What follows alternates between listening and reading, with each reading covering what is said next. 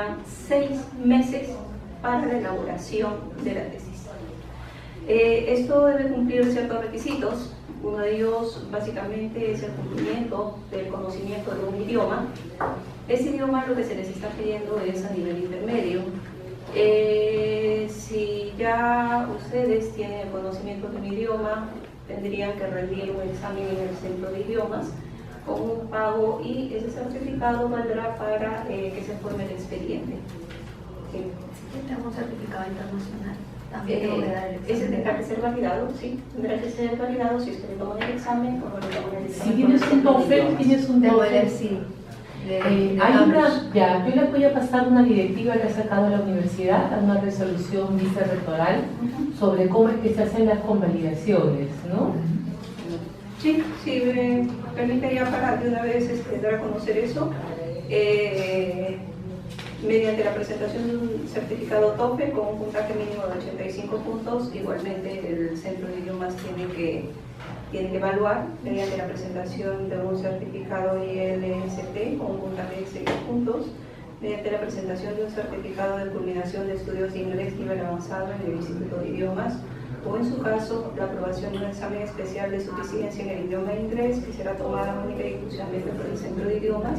El costo del examen es 300 soles. En cualquiera de los casos, los certificados tienen que ser evaluados.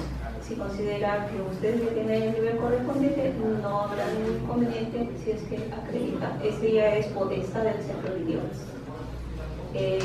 ¿Se tengo que presentar una solicitud con la copia del certificado para sí, la validad? Evidentemente. Pero si tienes el Cambridge, evidentemente te van a validar, pues el Cambridge es el título oficial de proficiencia del inglés, ¿no? Entonces, es una de las condiciones muy importantes y a veces se constituye una limitante para sacar la investigación. Queremos que todo este proceso fluya adecuadamente y hacer, primero, que el trámite administrativo sea lo menos engorroso posible, darles todas las facilidades, y el director de la escuela me ha pedido que les haga saber, se les va a brindar todas las facilidades para que ustedes puedan realizar los trámites administrativos sin mayor inconveniencia.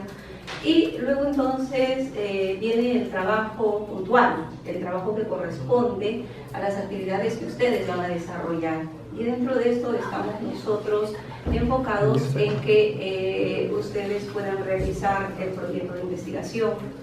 El proyecto de investigación, ¿cierto? Aquí existe un conjunto de alumnos de diversas disciplinas y van a tener que realizar una investigación de la Cámara de Doctor Muñoz. No se quiere una investigación de tipo descriptiva. En la página número 13 ustedes pueden advertir el tipo de investigación que se les está exigiendo. En la guía para la elaboración, en esa guía para la elaboración se establece básicamente en el 1.6 cuáles son los requisitos básicos de la maestría. Deben superar el nivel instructivo y hacer una tesis, evidentemente como toda tesis tiene que ser original, analítica y crítica. No vamos a recaer nosotros en la monografía, que suele ser uno de los aspectos en los que lamentablemente cuando uno hace investigación termina siendo monografías. No es una compilación solamente de textos, sino más bien es el trabajo que pueda ser el resultado de una labor exploratoria y una labor explicativa. Cuando hablamos nosotros de esta labor exploratoria, y es básicamente la labor que ustedes realizan en esta maestría, es la identificación de tópicos que no tienen una respuesta, o si tienen una respuesta podemos advertir que este paradigma que existe no funciona, y nosotros a través de todo este proceso estaremos en búsqueda de un nuevo paradigma. Esa identificación clara y precisa, señores, resulta siendo fundamental para poder dar inicio al proceso de investigación. Las investigaciones, como todo proceso, tienen que cumplir ciertas etapas y ciertas pautas. Las investigaciones o la lógica de la investigación es transversal a todas las ciencias y a todas las disciplinas.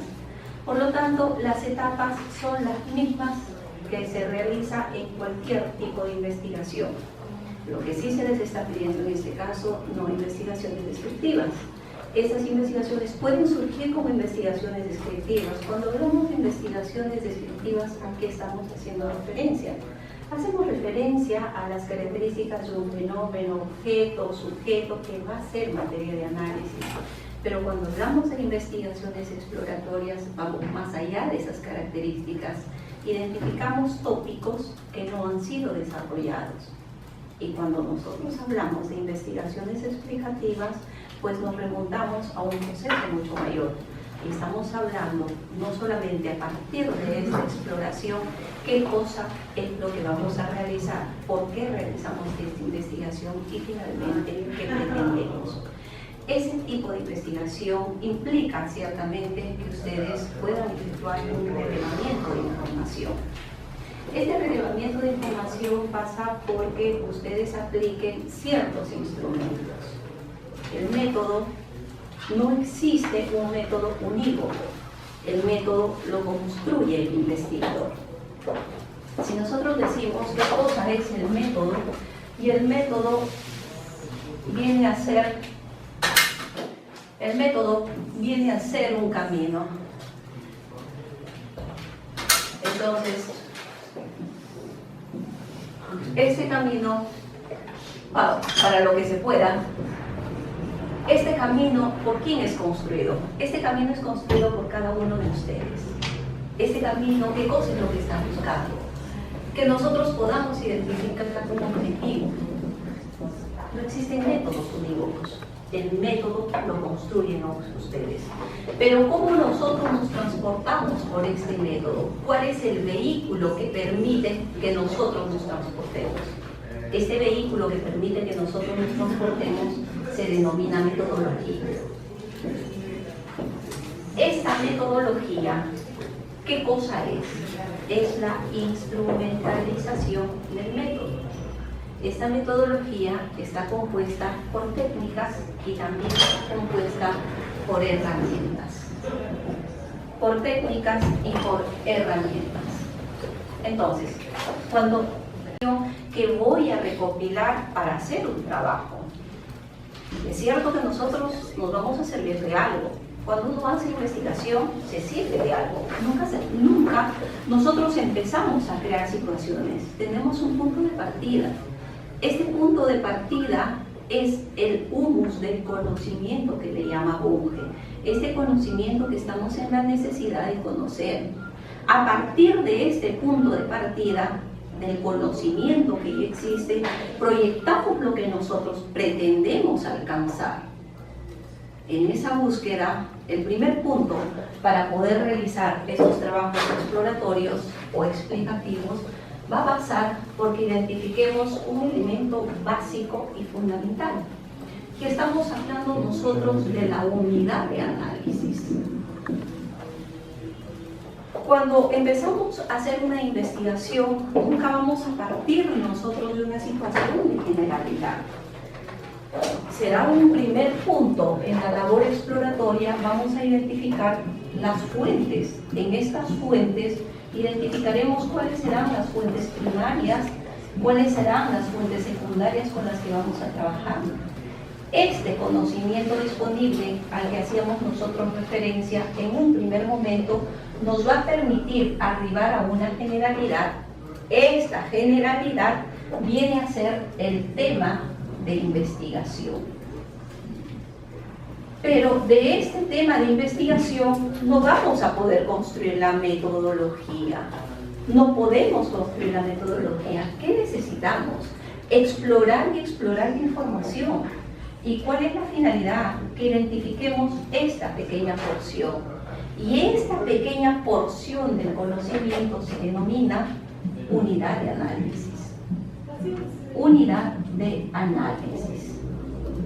Entonces, si nosotros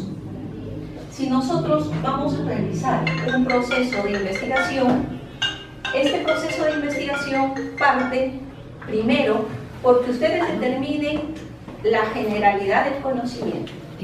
Segundo aspecto es de que exploren más la información, cada vez vayan concretizando y concretizando todo este proceso para finalmente identificar una unidad de análisis.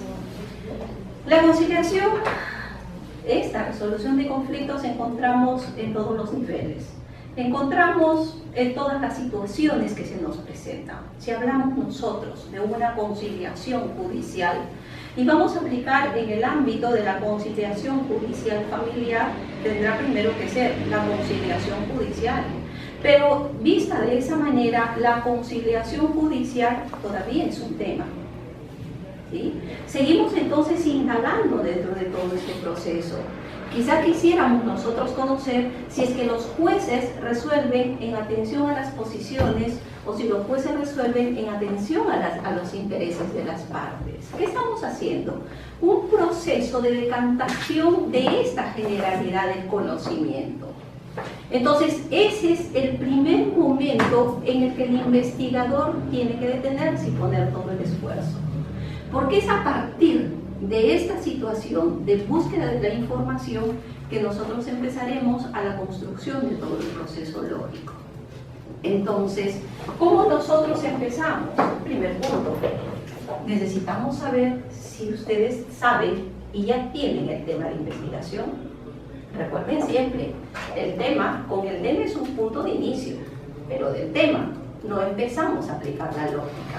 Empezamos a aplicar la lógica en esta unidad de análisis. En el ejemplo que nosotros estamos poniendo, decimos la conciliación judicial familiar. Muy bien. Y podríamos nosotros ir acotando el tema hasta que quede la ineficacia de las técnicas aplicadas por los jueces de familia en los procesos de tenencia y régimen de visita. ¿Qué estamos haciendo o qué hemos hecho? Una decantación y una atomización de esta generalidad. Y nosotros podemos hacerle a esta unidad de análisis una delimitación, ¿cierto que sí? Podemos hacer una delimitación a esta pequeña parcela. Podemos hacer una delimitación en el espacio físico geográfico. Dietrich nos dice que sí. No es un deber, es una facultad. Pueden hacer, deben hacer, esa es la potestad del investigador. Podrán hacer la delimitación del espacio físico-geográfico y la eficacia de las medidas de las técnicas y herramientas utilizadas por los jueces de familia en la conciliación judicial familiar, en los juzgados de familia de Lima, delimitación del espacio en un determinado tiempo en el periodo del 2014 al 2016. Delimitación del tiempo. Con este proceso, ¿ya podemos empezar a investigar? Claro que sí, claro que sí. ¿Y por qué no empezamos con una generalidad? No empezamos con una generalidad porque las conclusiones puedan ser falsas. Las conclusiones a las que nosotros arribemos no pueden ser adecuadas en este proceso. Por lo tanto, primer punto, señores, es que determinen esta unidad de análisis. Y tendríamos que decir, ¿y por qué le tengo que hacer una delimitación del espacio físico-geográfico? Por un aspecto elemental. Porque quien hace investigación, prueba. El investigador afirma. Esta afirmación tiene que ser comprobada. Y si comprobamos nosotros qué le estamos otorgando, le otorgamos objetividad a la investigación que hacemos y esa es la búsqueda en la que estamos. Y para nosotros hacer esta comprobación, y esa es una condición fundamental de la investigación, y decíamos entonces, el investigador ¿qué hace? Hace afirmaciones. Hace afirmaciones. Las afirmaciones que tienen que hacerse, las afirmaciones tienen que comprobarse. Tienen que comprobarse. Y para comprobarse, ¿qué necesita? Para comprobarse se necesitan evidencias. Estas evidencias, ¿cómo tienen que ser? Tienen que ser consistentes. Entonces, al cumplir con estas condiciones, ¿qué le estamos otorgando a la investigación? Objetividad. ¿Y qué se busca en la investigación? Se busca objetividad. Entonces, ¿por qué tendríamos que hacer esta delimitación del espacio físico-geográfico? Porque tenemos que extraer evidencias. ¿Para qué? para que después podamos hacer la comprobación de esta dificultad con la que nosotros vamos a empezar a hacer la construcción de nuestra investigación. Ese es el primer punto y ese es el primer aspecto en el que nosotros incidiremos. ¿Cierto es? Esto pasa porque ustedes hagan un relevamiento de información a partir de una generalidad y poco a poco vayamos trabajando en la decantación de nuestra investigación. ¿Preguntas, señores? Sí. En este tipo de investigación lo que quiero saber es que si la universidad admite instrumentos de evidencias que nosotros hagamos o tenemos que buscar instrumentos validados de otras tesis para poder aplicarlas a nuestro caso. No necesariamente, usted puede aplicar sus propios instrumentos y validarlas ustedes, porque las investigaciones que ustedes van a hacer no experimentales. Difícilmente podrían hacer investigaciones experimentales. Son no experimentales y a partir de esto los instrumentos hay que validarlos.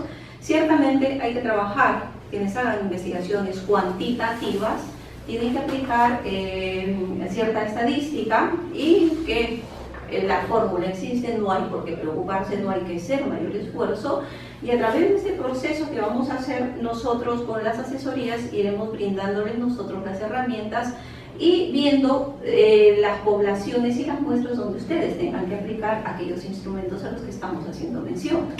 Las investigaciones pueden ser cualitativas. Para las investigaciones cuantitativas o para las cualitativas tenemos instrumentos distintos. Ciertamente en ambos podemos aplicar encuestas, sí, con características distintas. Esa investigación es la que nos va a importar a nosotros para poder hacer la comprobación de nuestra hipótesis, y básicamente cuando hacemos este tipo de investigaciones a las que estamos haciendo mención, se tiene que hacer un relevamiento de información, porque entonces solamente un libro no nos va a dar los elementos suficientes como para poder hacer la comprobación. ¿Sí? Lo que pasa es lo que más demora, creo yo, me ha pasado en otro lugar, en educación, que es el tema de los instrumentos, porque encontrar instrumentos validados, yo puedo buscar mi tema puede ser muy bonito, todo bacán el tema, pero no encuentro el instrumento, y me demoro muchos más meses y son 6 meses nomás. Entonces, a los 6 meses no encontré el instrumento, después tengo que hacer yo hago mi instrumento. Ahora, hallar los especialistas, los 5 o 6 especialistas para que validen el instrumento. Entonces, eso demora más de 6 meses. Entonces, después al final se prolonga por el tema del instrumento. Por eso hablaba cómo manejan aquí, porque de repente si tienen los especialistas que validan el instrumento, entonces nos alivian de estar buscando gente, porque ya no hay un problema, para eso van a trabajar conmigo. Entonces, a partir de eso, nosotros haremos la validación que corresponda. Lo que queremos es facilitarles el camino a ustedes, porque los plazos son muy cortos, muy cortos. El proyecto solamente 3 meses. Y recuerden que el proyecto, cuando nosotros hacemos el proyecto, ya hacemos relevamiento de información, porque entonces, si es que no hacemos una exploración adecuada, puede ser que el punto de partida, esta unidad de análisis, sea deficiente y la investigación empieza mal. Entonces, las investigaciones son ex ante, las investigaciones no son ex post. Por lo tanto, entonces, este relevamiento de información empieza ya. Desde el momento en el que ustedes ya hayan ingresado, tendrán seguramente algunos temas que ya han trabajado o que van a trabajar, entonces pongámonos a hacer la exploración de la información. Cierto es que la exploración de la información es una información general en tanto y en cuanto nosotros identifiquemos esta especificidad. Hasta este momento vamos a empezar nosotros, ¿cierto? Se les va a brindar toda la atención que corresponda, pero ustedes tienen una necesidad de presentar el expediente como para que se les designe formalmente el asesor. Desde ese momento cuentan los 3 meses. ¿Cómo va a ser el trabajo? Es un primer encuentro en el que nosotros estamos aquí dando a conocer algunas pautas para conocerlos, porque es cierto, el trabajo virtual resulta siendo muy importante ahora en esta aldea global en el que nosotros nos encontramos, pero también la comunicación, por lo menos el conocernos, nos va a permitir a nosotros dar algunos elementos y ver cuáles son las necesidades que puedan tener ustedes también dentro de la investigación. Se va a realizar una plataforma, como lo señala aquí la guía, para poder realizar el asesoramiento de manera virtual. También estableceremos nosotros un día a la semana y para ir evaluando las pautas y las actividades que ustedes mismos impongan. Las actividades, señores, ustedes mismos tienen que imponerse. Los tiempos en los que trabajen en estos meses no pueden ser ideales, los tiempos tienen que ser reales. Vale decir, cuánto tiempo yo realmente como investigador o investigadora voy a dedicarme para hacer este relevamiento de información. Porque si es que nosotros tenemos, y ustedes advierten en esta guía de la elaboración de la investigación, un cronograma que tiene que ser presentado, pues es un cronograma real. No es porque diremos, el papel aguanta todo, ciertamente, pero entonces nuestros tiempos en la universidad, eso sí, son absolutamente perentorios. Por lo tanto, si ustedes se fijan, desde el momento en que presenten y empezamos, ¿cuáles son las actividades que ustedes, a partir primero de esta generalidad, y en atención a eso, iremos nosotros conociendo cuál es el avance? Y ciertamente ajustando algunos aspectos para que ustedes puedan cumplir estos plazos y finalmente tengamos un proyecto ya aprobado. Ese es el primer punto en el que nosotros tenemos que incidir. ¿Alguna otra duda, señores? La idea es obviamente cumplir con los plazos, ¿no? Pero ¿qué pasa si, por ejemplo, se tienen 3 meses y pasan los 3 meses y el plan no ha sido aprobado? Sí, ahí lo dice claramente, se regresa nuevamente al punto anterior. Entonces, nuevamente se tiene que volver a ingresar el expediente. Entonces, el expediente corre nuevamente, ¿cierto?, como el trámite que requiera. Entonces, lo que vamos a tratar nosotros es de que los plazos se cumplan. Quizás sería bueno de que conversen con la doctora Quesada uno por uno en función a más o menos cuál es el tema que ustedes han pensado para ir haciendo una primera aproximación, ¿no? Para poder tener un aterrizaje ya de todo lo que nos he explicado, ¿no? Sí. Empezamos por... Sí, a ver, un segundo para ir redondeando la idea, ¿no? Y vamos a eso. Pero entonces, lo que queremos dentro de este primer punto es que, si bien es cierto, ustedes pueden tener un tema de investigación, pero queremos dejar las cosas absolutamente planteadas. Primer punto es, puede ser un tema, y si ya podemos tener un avance en la unidad de análisis, tenemos un buen punto ganado. Si no, entonces empezaremos nosotros con la identificación del plan de actividades. El plan de actividades, entonces evaluaremos, nuevamente reitero, evaluaremos cada una de las actividades que ustedes señalan. Al cabo de un determinado tiempo, nos encontraremos una vez al mes, pero las sesiones puedan ser virtuales y cuando exista la necesidad no nos ver ningún inconveniente para poder encontrarnos. Vamos a trabajar evidentemente con la investigación de cada uno de ustedes y a partir de esa identificación veremos cuáles son las necesidades, porque cada investigación es absolutamente distinta a la otra. ¿Cuál es su nombre, por favor? Yo no.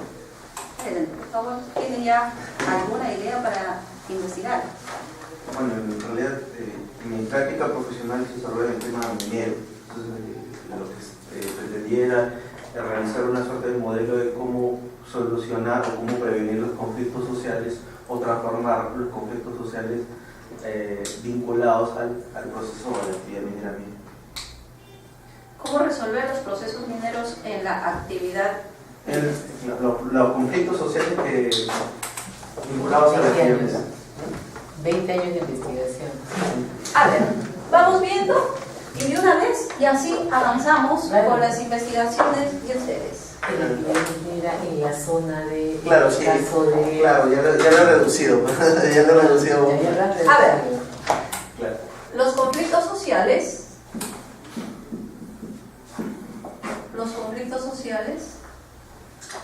de la actividad minera en el departamento de Apurímac.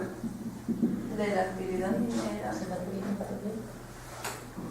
También, ¿no? También, bueno, ¿Por qué trabajas? ¿Qué mina? yo trabajo para Aerotal. Acá se van a pelear todos por las minas, porque están todos los...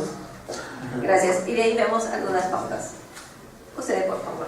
¿Cuál es su nombre? José Andrés Escudero. Encantada.